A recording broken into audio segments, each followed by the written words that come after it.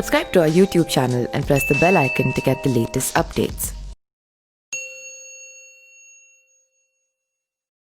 15 साल बाद मध्य प्रदेश में कांग्रेस की सरकार बनी थी। गुटबाजी की वजह से 15 महीने में ही सरकार गिर गई।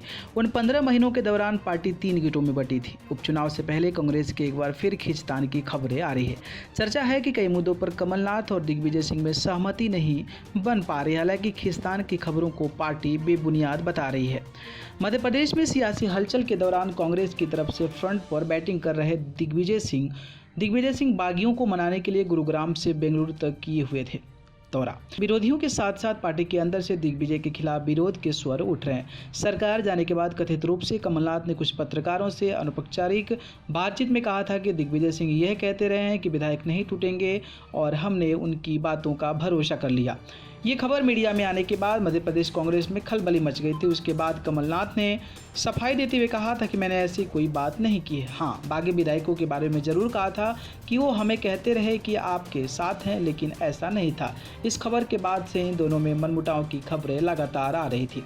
सरकार जाने के बाद मध्य प्रदेश में कांग्रेस अभी तक नेता प्रतिपक्ष का चुनाव नहीं कर पाई है। चर्चाओं के अनुसार कमलनाथ चाहते हैं कि पूर्व गृह मंत्री बाला बच्चन नेता प्रतिपक्ष बने। बाला बच्चन शुरू से ही कमलनाथ की गुड बुक में हैं, जबकि दिग्विजय सिंह चाहते हैं कि पूर्व मंत्री और वरिष्ठ नेता डॉक्टर गोविंद सिंह नेता प्रतिपक्ष बने।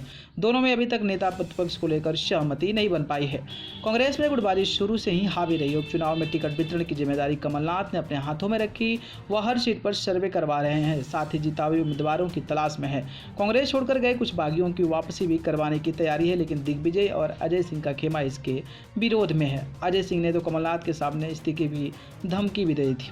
कमलनाथ और दिग्विजय के बीच अनबन की खबरें अब सुर्खियों में। इस बीच दिग्विजय सिंह ने शनिवार को मीडिया में सफाई दी है।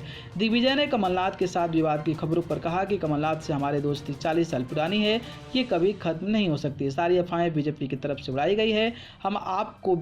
हम लोगों के बीच न कोई दरार है और न कोई दरार थी। उपचुनाव में हम सभी सीटें जीतेंगे और कमलनाथ फिर से मुख्यमंत्री बनेंगे।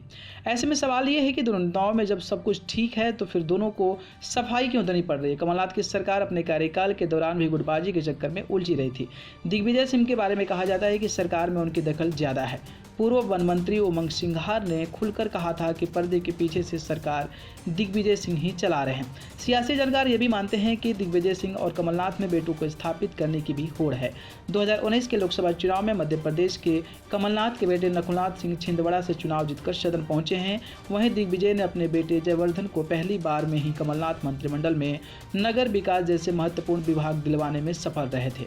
अब जयवर्धन को लेकर सोशल मीडिया पर नेक्स्ट सीएम फॉर एमपी को लेकर भी अभियान चल रहा है। न्यूज़ रूम से न्यूज़ लाइव की report. Subscribe to our YouTube channel and press the bell icon to get the latest updates.